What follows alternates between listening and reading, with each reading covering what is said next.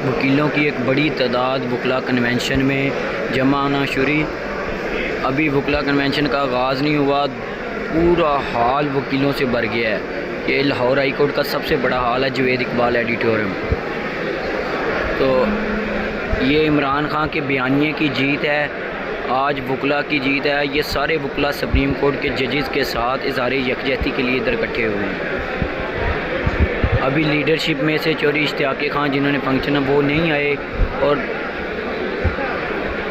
मेरे ख्याल में ये हाल कम पड़ जाएगा वकला की। इतनी तादाद कसीर, पूरी सीटें भी सारी फुल हैं, और दूर तक आप देख लें वो खड़े वकील रोज़े की हालत में।